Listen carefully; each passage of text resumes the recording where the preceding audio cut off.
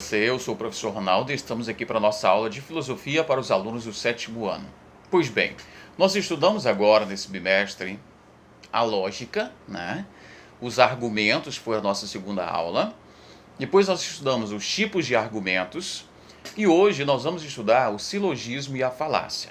O silogismo e a falácia é um conteúdo muito importante porque nós vamos entender um pouco como é que funciona a construção de um raciocínio e quando esse raciocínio pode ser equivocado. O silogismo ele é uma estrutura básica de um argumento, ou digamos um raciocínio dedutivo, o qual é formado por três proposições que estão interligadas. Na filosofia, o silogismo é parte integrante da lógica aristotélica e está baseado na dedução, ou seja, parte de afirmações verdadeiras para uma nova afirmação também verdadeira. Isto é o que dizia Aristóteles, e ele utilizou o método nos estudos de argumentação lógica. Tá? Veja bem, a teoria do silogismo foi apresentada por Aristóteles na obra Analíticos anteriores. O silogismo é uma forma de raciocínio dedutivo, porque ele vai do geral até chegar a um ponto particular. Isto é, ele vai de uma totalidade, de uma coisa grande, e vai afunilando até chegar a uma verdade que é aplicada a todos os seus componentes. Para se afirmar ou negar que a outra parte possui ou não as mesmas características daquele todo. Do grego, o termo silogismo significa conclusão ou inferência.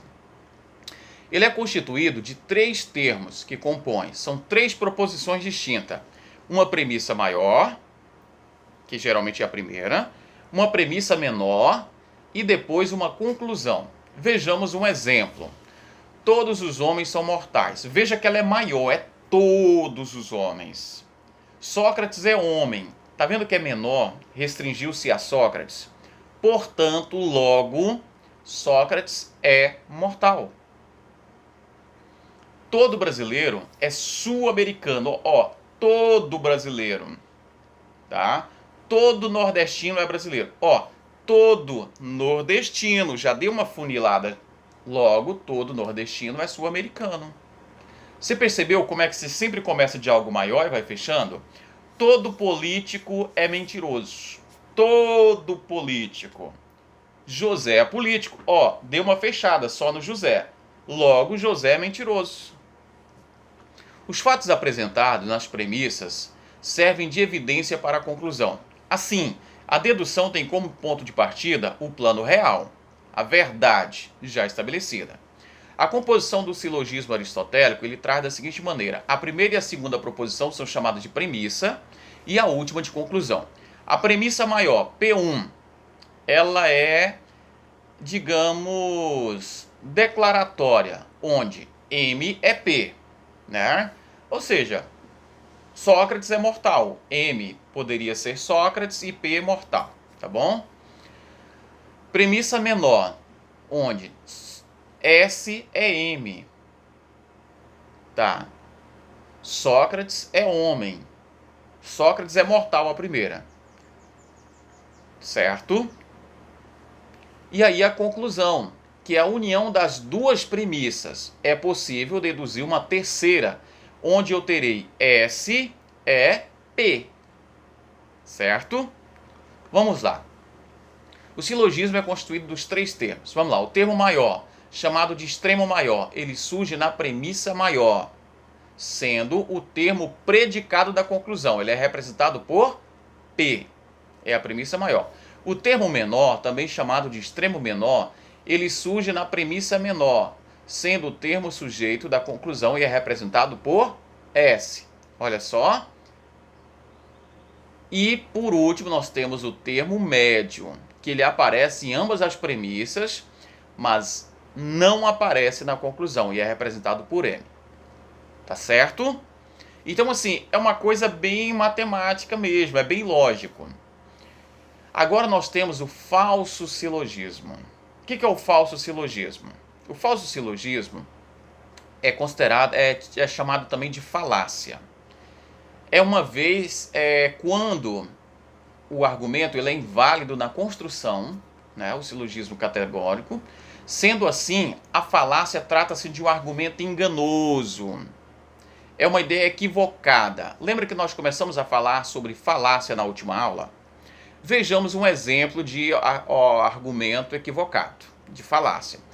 Todos os cisnes são negros. Beleza. Alguns pássaros são cisne.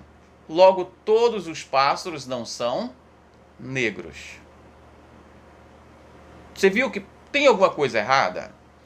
Para que as proposições fossem corretas, a conclusão deveria ser: alguns pássaros não são negros. Por quê? A primeira foi universal, a segunda, ela afunilou. Aí você tem na conclusão uma universal? Não, ela tem que ser afunilada também, tá bom? Porque a conclusão do silogismo, ela segue a premissa negativa ou a particular, nesse caso, alguns. Entenderam? A regra para a construção do silogismo. Devemos ter em conta que existem algumas regras para a construção do silogismo, tá? Ou seja, para que eles sejam válidos e não caiam no problema da falácia. Então nós temos: o silogismo possui 3 termos, maior, menor e médio, e deve ter o mesmo sentido em todos os raciocínios. Todo leão é mamífero. Algumas pessoas são de leão. Então, logo, algumas pessoas são mamíferos. Nesse caso, o termo leão ele foi utilizado em 2 sentidos: o animal e o signo. Não é válido esse silogismo, pois contém 4 termos: leão como animal, o leão como signo, os mamíferos e as pessoas. Então você entendeu? O silogismo ele tem que ter 3 signos, tá certo? E nesse caso, o leão foi utilizado com 2 sentidos diferentes. Algumas pessoas são de leão, é o leão signo. Todo leão é um mamífero, é o leão animal. Então você percebeu que uma coisa não bateu com a outra? Vejamos agora o segundo item. O termo médio não deve jamais aparecer na conclusão do silogismo. Tá certo?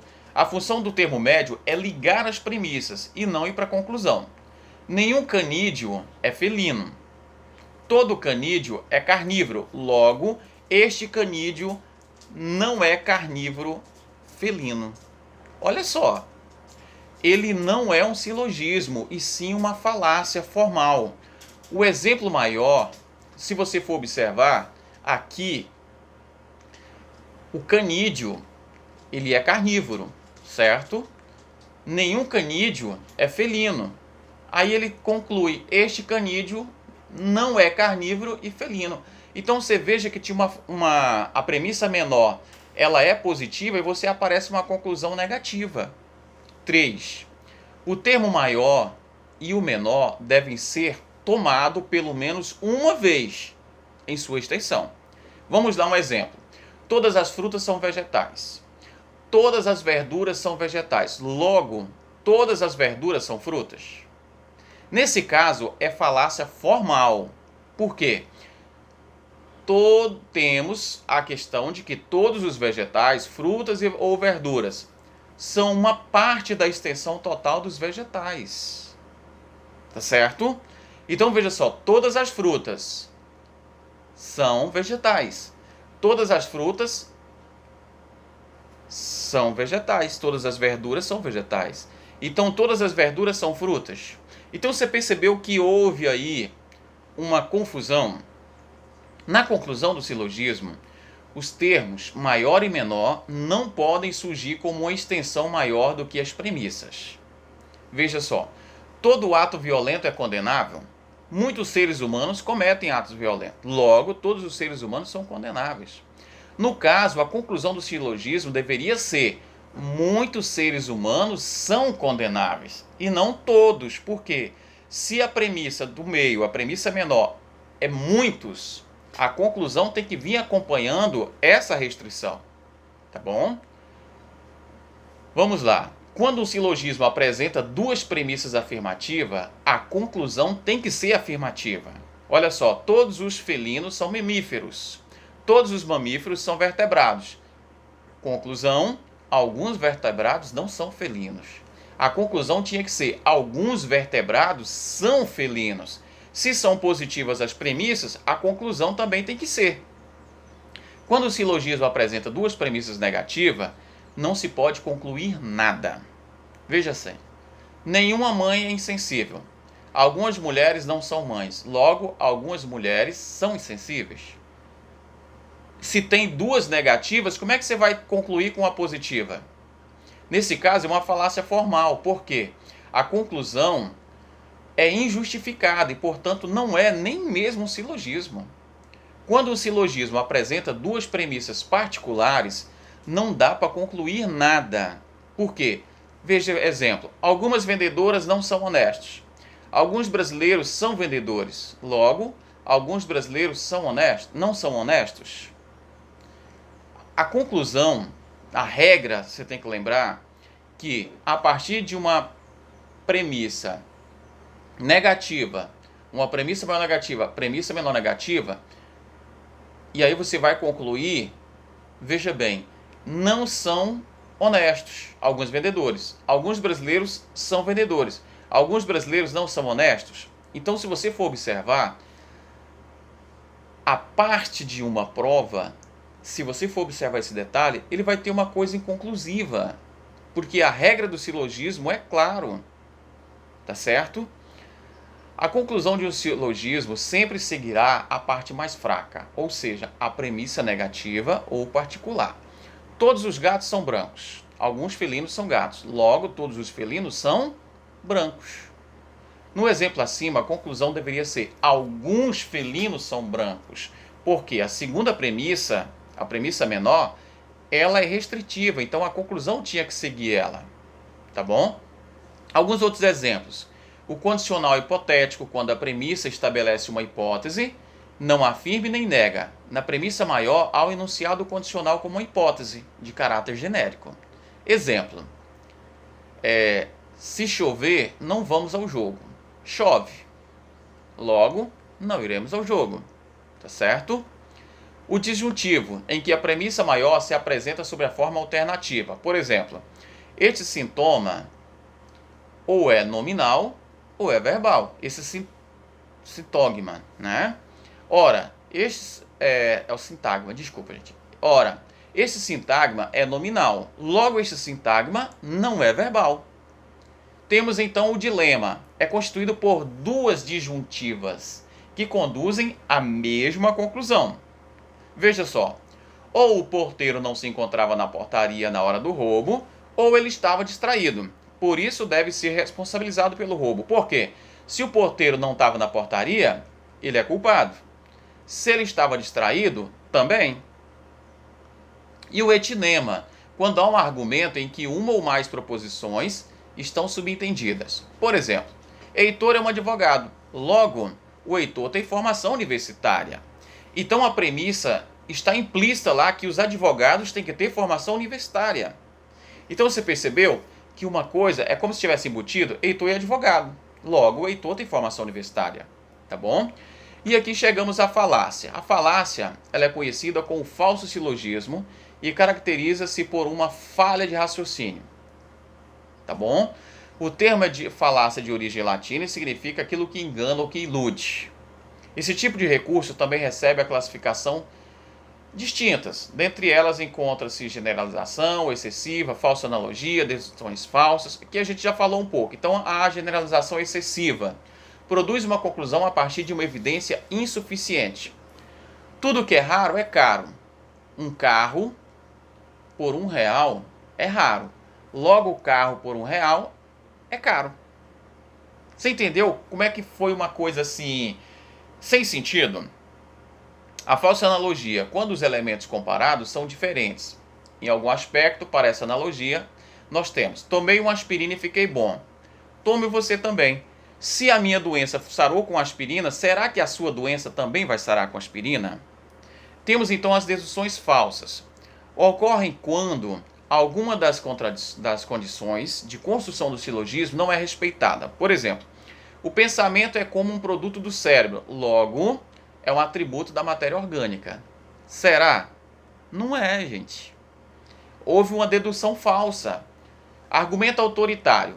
Quando o uso de um argumento, um depoimento, se julga inatacável pela autoridade do autor.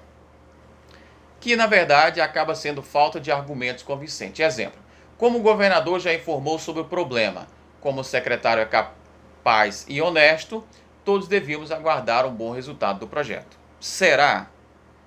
E tem o falso axioma, que significa uma verdade aparente. Por exemplo, a educação é a base da cidadania. Será se é só a educação?